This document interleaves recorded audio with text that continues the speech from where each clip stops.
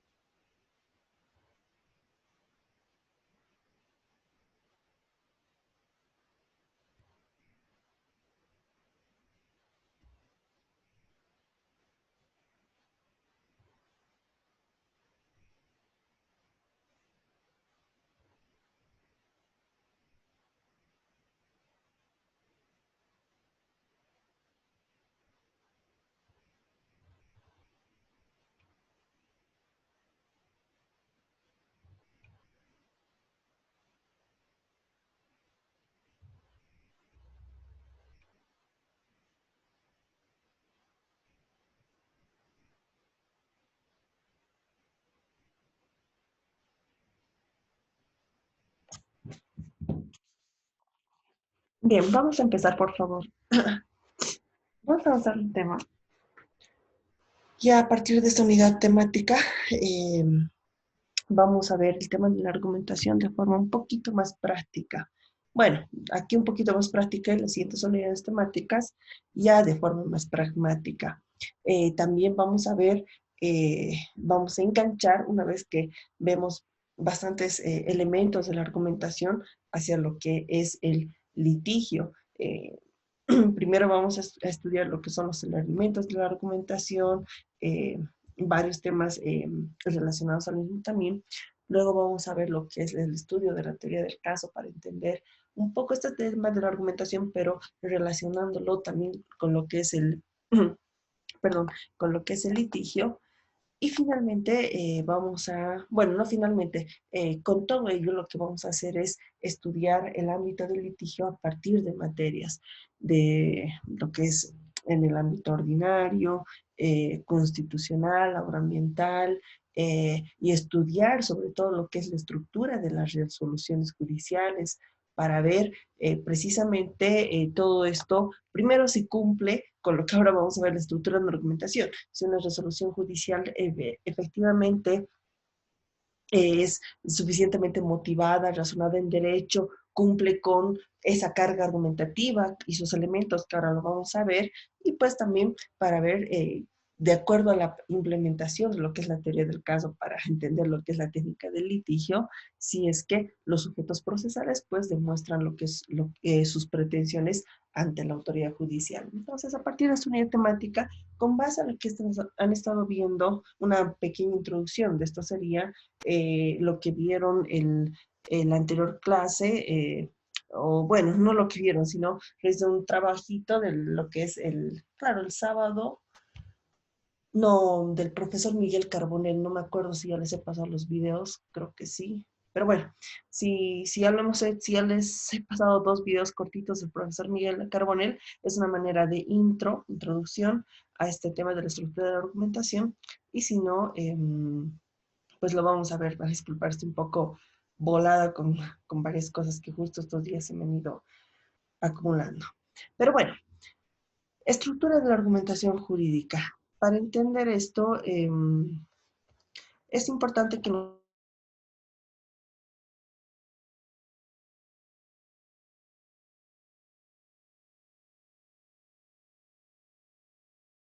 perdón, un rato de eso se silencia el micrófono. Sin querer le di clic al silenciador. Eh, Vamos a, para retomar, bueno, para entender ese tema de la estructura de la argumentación, vamos a recordar un poquito lo que vimos, lo que vimos el primer día de clases. Perdón. Si recuerdan, nuestras primeras unidades temáticas, las que tuvieron desde un principio, eh, perdón chicos, una de sus compañeras no está pudiendo ingresar, me está escribiendo. Un minutito, por favor, le voy a copiar el enlace. Un minutito.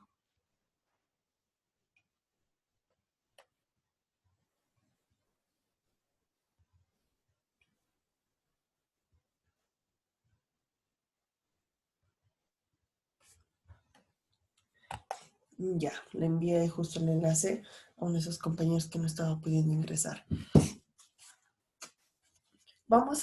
Voy a recordarles lo que hemos visto y que de alguna manera, tema tras tema, íbamos repitiendo desde nuestro primer día de clases.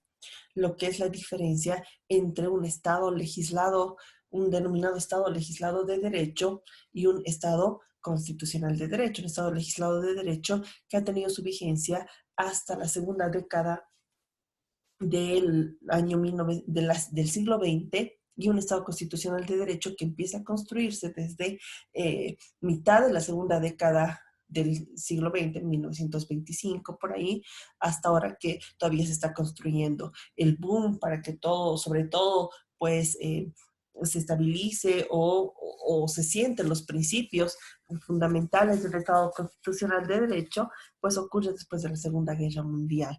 ¿Por qué a partir de la Segunda Guerra Mundial? Porque no se olviden los lamentables sucesos históricos que hemos vivido después de la Primera Guerra Mundial, sobre todo la Segunda, en la que millones y millones de personas judíos murieron en hornos de cremación. Y es que en aquellas épocas pues habían los derechos humanos, pero los mismos no se encontraban en un cuerpo jurídico, en una norma jurídica, consecuentemente no eran exigibles. Y es que eso es consecuencia de un positivismo puro que primaba en un Estado legislado. Solo se podía acatar ciegamente lo que decía la ley. Si algo no si algo no estaba establecido en la ley, pues no se la obedecía o no se regulaba, de manera que los derechos eran meras declaraciones y no estaban reconocidas como una norma de deber ser. De ahí que pues el derecho a la vida y la integridad física de millones y millones de personas pues no han sido respetadas.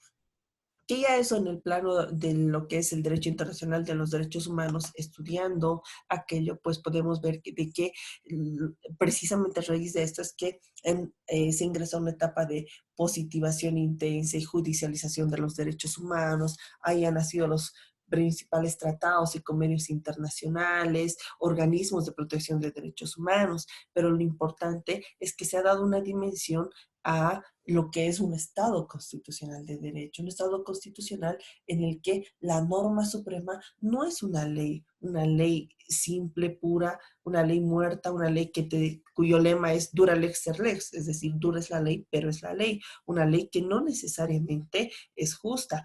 Eso, bueno, la ley es si recuerdan lo que hablábamos en las primeras clases, es la norma suprema dentro de un Estado legislado. La Constitución viene a ser una mera declaración, pero no un mandato de deber ser. En cambio, en un Estado constitucional de derecho, la Constitución es la norma suprema y fundamental del Estado. Está por encima de cualquier otra norma del ordenamiento jurídico. Una constitución que consagra valores supremos, principios fundamentales, derechos fundamentales, garantías constitucionales a la cual se someten normas constitucionales que están dentro de esta norma suprema llamada Constitución, a la cual deben subordinarse todas las normas del ordenamiento jurídico, de manera que si una ley, un código penal, una ley general del trabajo, un código tributario es contrario a alguno de los derechos fundamentales, alguna de las garantías constitucionales que están establecidas en la Constitución, pues no se aplica la ley para dar primacía a lo que es la Constitución, que dicho sea de paso, ese es un principio fundamental que está establecido en el artículo 410 de nuestra Constitución, principio de supremacía constitucional y principio de jerarquía normativa. Repasando un poco lo que era la argumentación en el Estado legislado, pues era casi nulo la argumentación jurídica. ¿Por qué? Porque una autoridad judicial no interpretaba la norma, simplemente era mero aplicador. Eran simplemente aplicadores, ventrículos del derecho, porque se sometían a lo que decía la norma. No era un sacrilegio para los jueces en aquel entonces argumentar, interpretar la norma. Mucho peor era tratar de argumentar alguna resolución dándole sentido a un enunciado normativo, es decir, darle sentido a lo que decía la ley. Decían, eso es algo aberrante. La autoridad judicial solamente eh, debe aplicar la norma. Si recuerdan, ahí vimos una técnica que es el silogismo, en el que hay una premisa mayor, una premisa menor y una conclusión, que hasta ahora sí se parte de un silogismo, pero no es la única regla, ni mucho menos la regla general, sino es un punto de partida para tratar de argumentar. Pero en un Estado legislado, la técnica del silogismo, que ahorita lo vamos a repasar y que de hecho era una de las preguntas de examen, la técnica del silogismo era la que primaba. Si teníamos un código penal que decía el que robare será sancionado con mutilación del brazo derecho y 20 años de presidio, y esa es nuestra premisa mayor, y tenemos un elemento fáctico en el que un ciudadano llamado Pedro roba un pedazo de pan por extrema necesidad, esa es nuestra premisa menor. La consecuencia era de que en un Estado legislado de derecho, no importa si tenía un estado de necesidad, no importa si se trata de un simple pedazo de pan, aquí lo cierto es que este ciudadano llamado Pedro ha incurrido en el ilícito de robo. Por lo tanto, la ley dice que el que robare, no dice el que robare por extrema necesidad, no dice el que robare porque no le queda de otra, no, dice el que robare será sancionado con mutilación del brazo derecho y el presidio y 20 años de presidio. Y en un Estado legislado de derecho, pues se aplicaba aquello, sin entender, sin creer, sin buscar si es que esta norma era justa, si es que restituía el problema, si es que era proporcional a la sanción que se estaba aplicando. Y es que ese es un silogismo puro. La consecuencia es de que, pues, Pedro, que ha robado un pedazo de pan, Pedro que ha robado un pedazo de pan, pues va a la cárcel durante 20 años, además de que se le está mutilando el brazo derecho. Entonces, esa era no diré argumentación, pero, pero sí era la metodología que se utilizaba. Las autoridades judiciales no interpretaban ni mucho menos argumentaban. Situación que no ocurre en un Estado constitucional de derecho.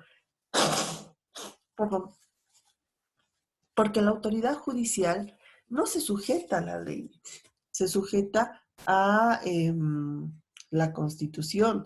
Como les decía hace rato, la Constitución que proclama valores supremos como justicia, igualdad, equidad, dignidad, un valor supremo esencial que es la dignidad de la cual parten todos los derechos fundamentales, principios constitucionales como principio de reserva de ley, principio de irretroactividad de la norma, principio de jerarquía normativa, una constitución que tiene todo un catálogo de derechos fundamentales, derechos civiles, políticos, económicos, sociales y culturales, colectivos, que tiene garantías constitucionales, que son límites para el ejercicio del poder del Estado y también del poder particular que está representando en un poder económico. Entonces, una autoridad judicial no se somete a la ley, sino a la Constitución que consagra todo esto que acabo de decir, valores, principios, derechos, garantías. Por lo tanto, una autoridad judicial debe fundamentar sus resoluciones a momento de dictar sentencia, de manera de que esta técnica del silogismo no basta para que una autoridad pueda decir las razones de su decisión. No basta con que diga este es el hecho, este es el derecho, esta es la consecuencia, sino analizar con profundidad el caso y además contrastar esa norma, esa ley, con la norma suprema llamada Constitución. Pero además de ello, hay que tener en cuenta, si delimitamos en el ámbito boliviano, el nuevo modelo de Estado que es Bolivia, que es un Estado plurinacional, en el que se reconoce la coexistencia de diversas naciones y pueblo indígena, originario y campesino. Sobre lo plurinacional se puede decir mucho en el ámbito económico, porque tenemos una economía plural, en el ámbito cultural, obviamente, en muchos, pero aquí nos interesa lo que es el ámbito jurídico. Y en el ámbito jurídico, ¿qué implica lo plurinacional? Que hay pues una coexistencia de diversas formas de administrar justicia. El órgano judicial reconoce diferentes sistemas o jurisdicciones a través de las cuales se administra, se imparte justicia. En un Estado legislado haríamos referencia, si lo contrastamos con nuestra actualidad, a que la única jurisdicción sería pues la ordinaria, la que está en los tribunales, en los juzgados. En cambio, si tomamos en cuenta nuestro modelo plurinacional, hay distintas jurisdicciones, una igualmente jerárquica que la otra. De manera que tenemos una jurisdicción ordinaria, una jurisdicción agroambiental, una jurisdicción indígena originaria campesina, e incluso se reconoce una jurisdicción especializada. Por lo tanto, hay diversas fuentes del derecho. Es tan fuente de derecho un código penal como ley que las leyes que no están escritas, que son parte del derecho consuetudinario de una nación, no sé, yuki, por ejemplo, o los yucracarés o los guaraníes, naciones y pueblos indígenas originarios campesinos cuyas normas no están establecidas en una norma jurídica, no están positivizadas, pero que dice la Constitución, ambos son jerárquicamente iguales. Claro que hay delimitaciones en el ámbito de competencias, o sea, a quienes se aplica la jurisdicción indígena originaria campesina y quienes se someten a la jurisdicción ordinaria, ¿no? Eso es importante aclararlo. Pero lo cierto es que hay una diversidad de formas de administrar justicia. ¿Por qué? Porque vivimos en un Estado que reconoce el pluralismo jurídico. Esto implica que la argumentación jurídica aún pues se desarrolla mucho más porque vamos a encontrar situaciones de conflictos, a veces ni siquiera ingresando al fondo de un litigio, conflictos desde quién va a administrar justicia. Que en un hecho que ha ocurrido, por ejemplo, por la comunidad de Pongo, carretera hacia La Paz, este conflicto se va a solucionar por la jurisdicción ordinaria o por la jurisdicción indígena originaria campesina. Ahí, bueno, en este caso, quien se encarga de resolver es el Tribunal Constitucional Plurinacional, va a tener que argumentar para empezar, sin resolver el conflicto, a qué jurisdicción se va a someter. Entonces, en un Estado constitucional en el que de un principio, pues la norma suprema ya no es la ley, sino la Constitución, pues ya nos induce a que a momento de administrar justicia, pues nos basemos más allá que el simple método del silogismo. Cuando hablamos de un Estado plurinacional, tocamos aún más este tema, se debe profundizar aún más. Además de ello, no olvidemos, bueno, acá no lo dice, pero creo que estamos aquí adelante, pero me adelanto en decirlo. Somos también un Estado descentralizado y con autonomías, en el que se reconoce diversos niveles de la estructura del poder. Somos un Estado unitario, pero no unitario puro, sino descentralizado con autonomías. Se reconoce la existencia de entidades territoriales autónomas. Tenemos un nivel central nacional y los niveles subnacionales. Hay un nivel de, hay un, eh, la entidad territorial llamada departamento, la entidad territorial llamado municipio, la entidad territorial llamada región, la entidad territorial llamada también indígena, originaria y campesina. Pero bueno, más allá de lo que es la autonomía, al punto que voy es que cada entidad territorial autónoma tiene esa autonomía, esa determinación, y lo reconoce la Constitución, de crear sus propias leyes, de manera de que no es fuente del derecho únicamente las leyes que estén establecidas por el nivel central. Tenemos leyes departamentales, leyes municipales, el derecho de las naciones y pueblo indígena, originario y campesinos, a quienes se les reconoce autonomía. Entonces tenemos mayor pluralidad de fuentes del derecho. Por lo tanto, la argumentación jurídica en un Estado constitucional y plurinacional como es el Estado boliviano, pues toma mayor importancia.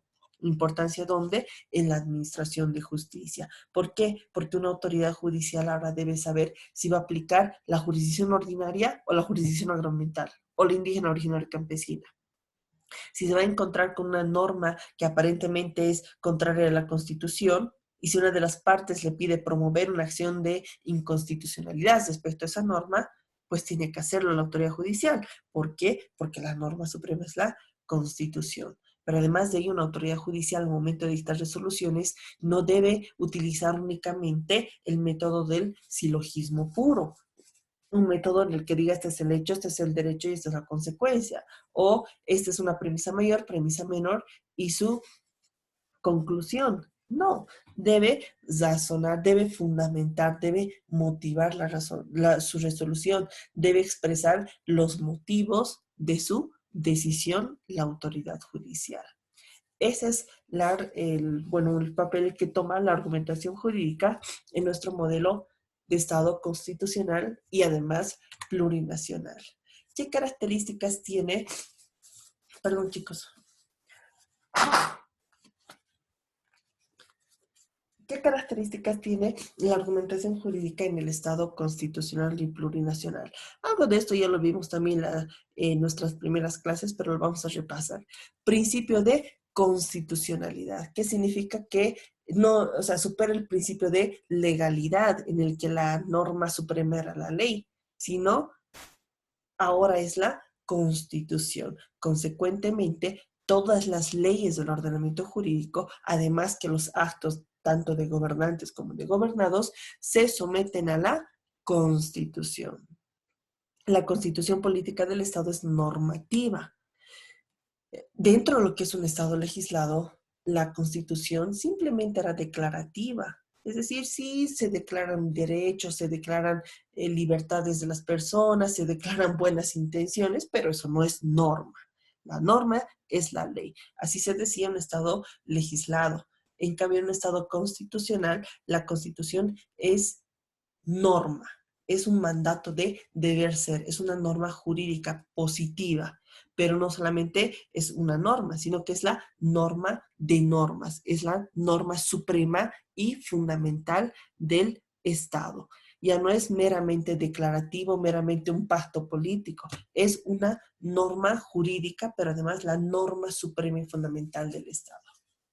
Tenemos una constitución garantizada, perdón, que establece garantías constitucionales para las personas, como por ejemplo el artículo 115 de nuestra Constitución, que dice, se garantiza el debido proceso en la administración de justicia.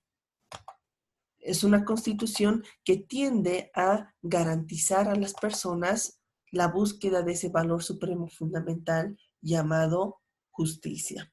De manera de que ya no está ese lema de dura lex ser lex. No, la ley tiene que ser justa, si no, no sirve esa ley. No es que la ley simplemente tenga que establecer mandatos de deber ser y no nos importa si esa ley soluciona el conflicto o lo agrava, o es justa o es proporcional. No, se aplica la ley. Eso dice se dice en un estado legislado, pero en un estado constitucional no.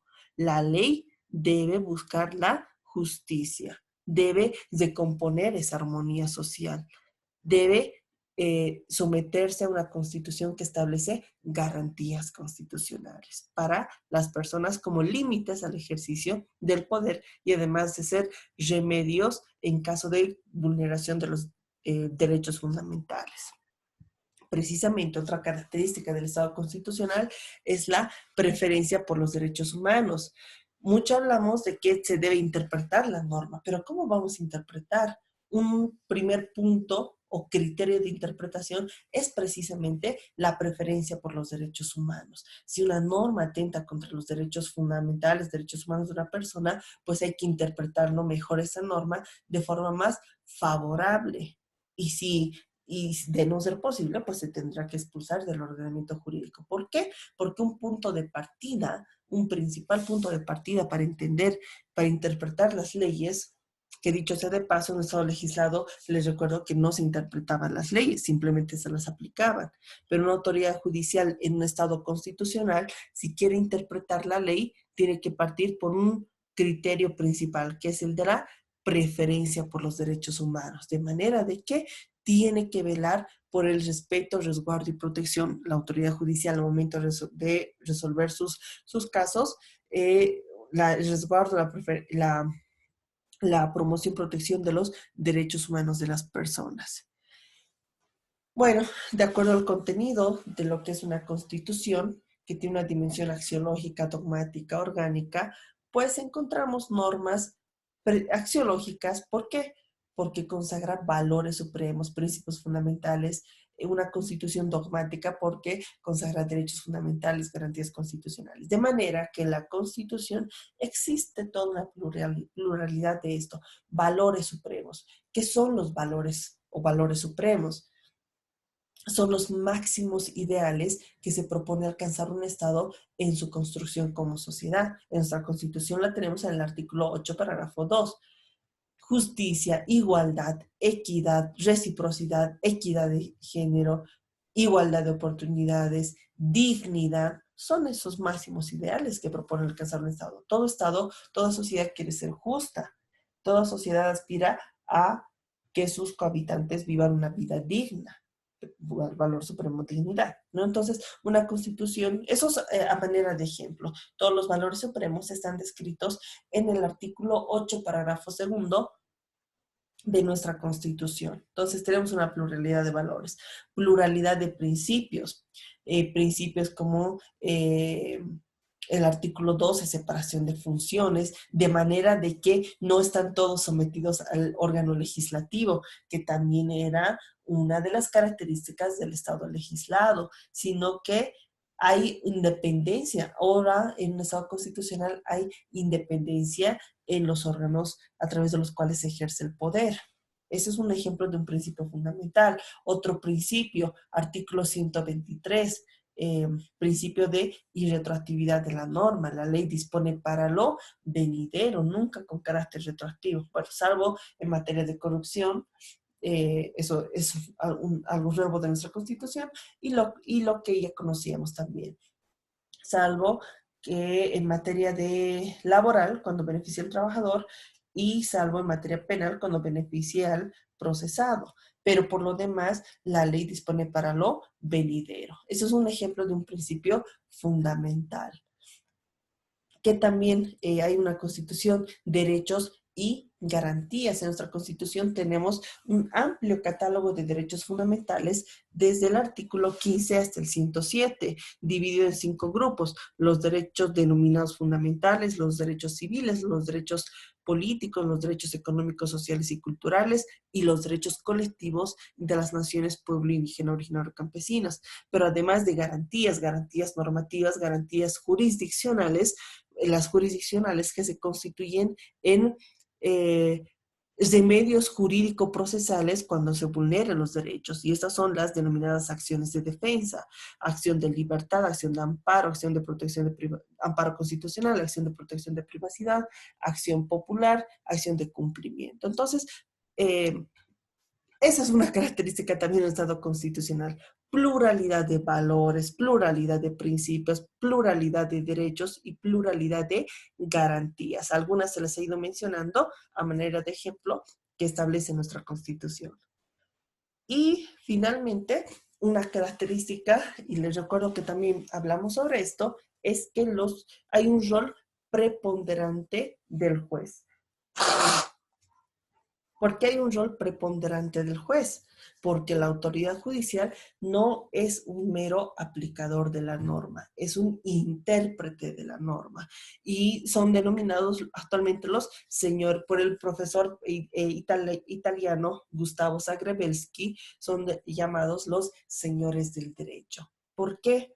Porque no se someten únicamente al legislativo en sentido de aplicar las leyes tal cuales están escritas, sino que puede apartarse incluso de la aplicación de una ley para cuando esta norma contradiga la Constitución, que establece lo que hemos visto en un punto anterior: valores, principios, derechos y garantías. Puede apartarse de esa ley para hacer prevalecer la Constitución. Y da un criterio, resuelve, argumenta, motiva sus resoluciones. Y ahí crea el derecho. Por eso es que también los jueces son denominados señores del derecho. ¿Por qué? Porque en esa tarea interpretativa pues están creando sus reglas. Si estamos hablando, por ejemplo, de los máximos tribunales de justicia, y está sentando jurisprudencia, que también se constituye en fuente del derecho. Por eso es que, bueno, y sobre esto nos habla bastante la sentencia constitucional plurinacional 112, quebrado 2012, sobre el rol preponderante del juez. Aquí voy a hacer, por favor, una pausa. Me quedan pocos minutitos. Les envío el enlace, por favor, nuevamente en unos 3 a 5 minutos. Aquí voy a hacer una pausa, por favor.